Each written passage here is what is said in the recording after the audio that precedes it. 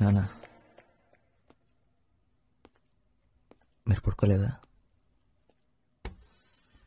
Warren, ఇప్పుడు నువ్వు బయటికి వెళ్ళింది ఆ అమ్మాయి కోసమే కదా.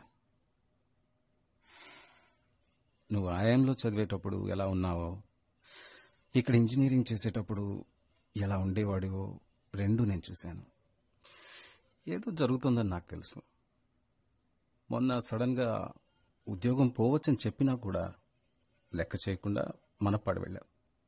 సాయంత్రం ఫంక్షన్లో ప్రకాష్తో మాట్లాడుతున్నప్పుడు మనప్పాడులో తను స్కూల్ నడిపిస్తోందని చెప్పాడు. అప్పు కూడా 2-3 సార్లు నిత్య గురించి మాట్లాడడం నాకు గుర్తుంది. ఒకసారి నువ్వు మీ అమ్మని కూడా పొరపాటున నిత్య అని పిలిచావు. అవును నాన్న, నేను తన కోసమే వెళ్ళాను. తన్ని కలవాలనే వెళ్ళాను, కలిశాను, గుడ్ బై చెప్పేశాను. గుడ్ బై చెప్పగలిగావా? ఇప్పుడు ఏం చేయాలో నీకు అర్థం కావట్లేదు కదా. రాధిక, ఆ మాత్రం భయం ఉండాలి. రాధిక ఈ ఇంట్లో పిల్లలాంటిది. తనని బాధ పెట్టడం కరెక్ట్ కాదు. నువ్వు వేరెవరినో ప్రేమిస్తూ తన గురించి ఆలోచిస్తూ రాధికని పెళ్లి చేసుకోవడం కరెక్ట్ కాదు. తనని సంతోషంగా ఉంచలేవు, అది చాలా తప్పురా. తను కూడా నిన్ను మర్చిపోలేదు కదా.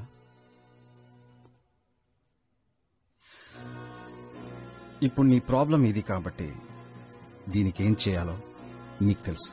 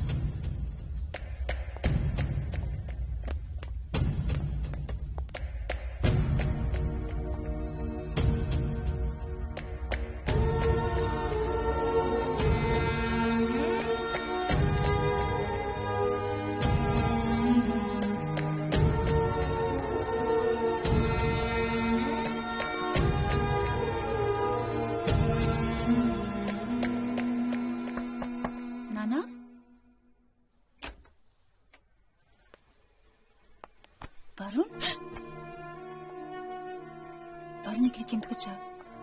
నీ చెల్లినాడు ఎందుకు వచ్చాను?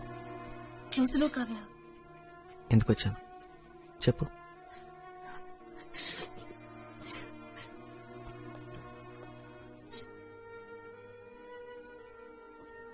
నీ గురించి ఆలోచించనే లేదు.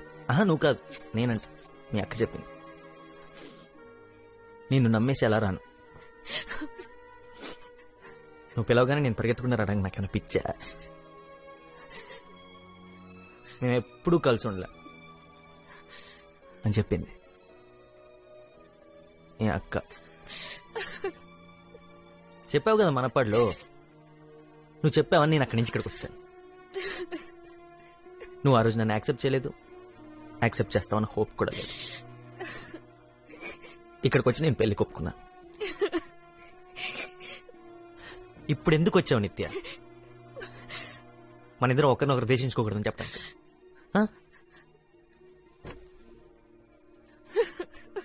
వరుణ్ నాన్నారు, నాట్ నౌ, టాక్ లేటర్. మీ పేరెంట్స్ గురించి నేను ఎందుకు ఆలోచించాలి? తన నా పేరెంట్స్ గురించి చెప్పిన ఆలోచించిందా? నేను నా మనసులో నీ గురించి ఏమనుకుంటే నీకేంటి? I hate you. So what? I'm sorry Varun. Sorry నేను చెప్పాలి. ఎవరెవరు చెప్పాలి తెలుసు? రాధికకి, వాళ్ళ పేరెంట్స్ కి, అమ్మకి, నాన్నకి, అన్నయ్యకి, వదినకి. పెళ్లికి గంట ముందు పెళ్ళాపేసి ఇక్కడికి వచ్చినందుకు నన్ను చెప్పుతో కొడదాం అనుకునే వాళ్ళందరికీ నేను సారీ చెప్పాలి. సారీ చెప్తున్నావా? నేను నమ్మను, నేను నమ్మలేను.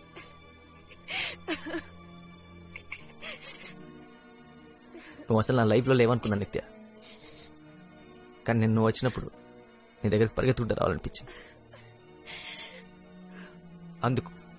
అందుకు ఐ హేట్ యూ.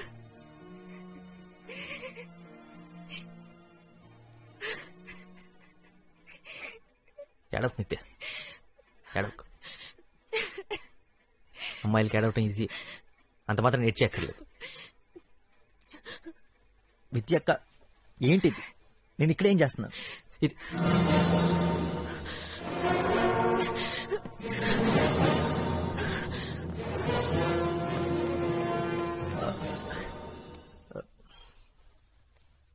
ఎవరు నువ్వు? నేను మీ అమ్మాయిని కలవడానికి వచ్చాను.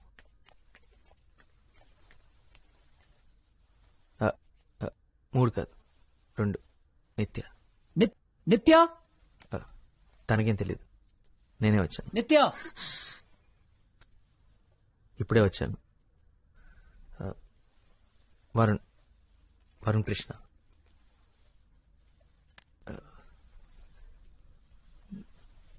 Watts happening? నాన్న చోకి తనతో నీ మాట్లాడు. నేను ఇంటికి చాలా సార్లు వచ్చాను. తను నాకు బాగా తెలుసు. స్కూల్లో ఏంటి 8 ఏళ్ల వయసు అప్పటి నుంచే తెలుసు. అలక్నంద అపార్ట్మెంట్స్.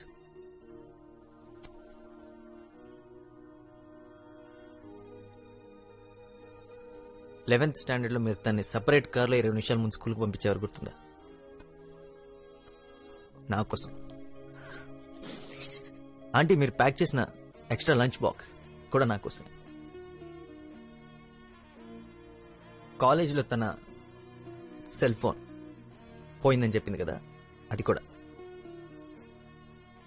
ఆ ఫోన్ ఇంకా నాతోనే ఉంది.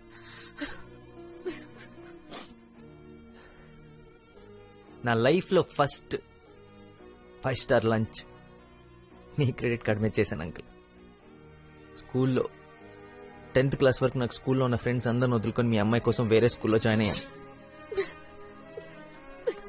మొన్న 1.5 lakh ఇన్సెంటివ్ వదులుకొని మీ అమ్మాయి కోసం మన పళ్ళు వెతుక్కుంటూ వెళ్ళాను. ఆల్మోస్ట్ జాబ్ పోయింది. అక్కడికి వెళ్ళిన తర్వాత మాట్లాడుతున్నామని 10 రోజులు వెయిట్ చేశాను, మాట్లాడలేదు. ఈరోజు పొద్దున్న నా పెళ్లి, 6:30కి ముహూర్తం, 5:30కి వద్దనుకొని చెప్పేసి ఇక్కడికి వచ్చాను. అమ్మాయి పేరు రాధిక. ఏమనుకుంటుందో, ఏమనుకున్నా నేను అమ్మాయిని ప్రేమించలేను. అమ్మాయినే కాదు, మీ అమ్మాయిని ప్రేమించినంతగా ఈ ప్రపంచంలో ఇంకే అమ్మాయిని ప్రేమించలేని సంగతి నాకు అర్థమైంది.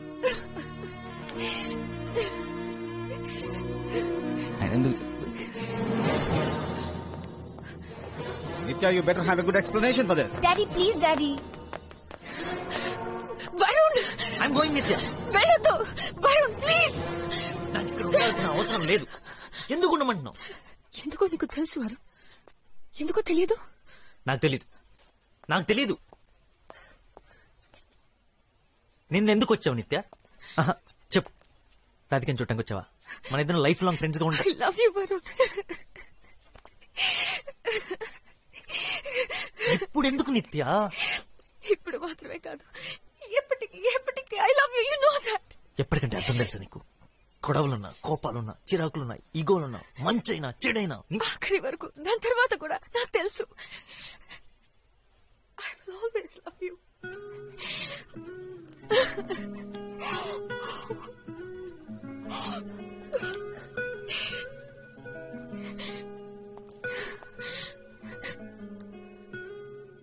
నాదే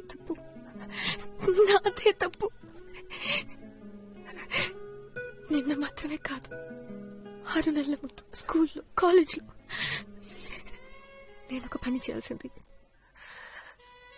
మన ముగ్గురితో ఒకరం గొడవ పడినప్పుడు, మాట్లాడుకున్నప్పుడు, ఒకరికొకరం దూరం అయినప్పుడు ఒక్క నిమిషం కూడా పట్టేది కాదేమో. నేను ఒక పని చేయాల్సింది. అప్పుడే అని సర్దుకుపోయేది.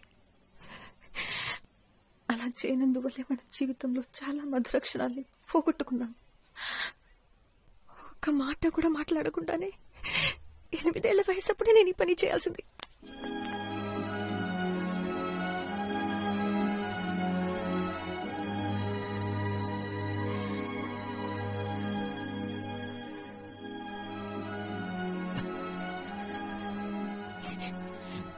చెప్పడానికి ఏం లేదా?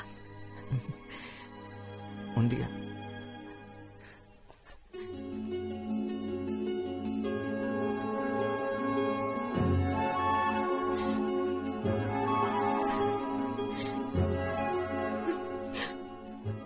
ఎనిమిదేళ్ళప్పుడే ఈ పని చేయాల్సిందే. పట్టుకొని తన్నేవారు. ఇప్పటికే మీ నాన్న ఏదో కిటికీలను చూసి పెయింట్ అయిపోయి ఉంటాడు.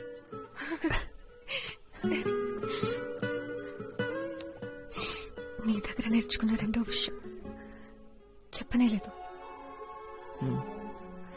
ఏంటది? ఒకటి క్రికెట్. అవును, రెండోది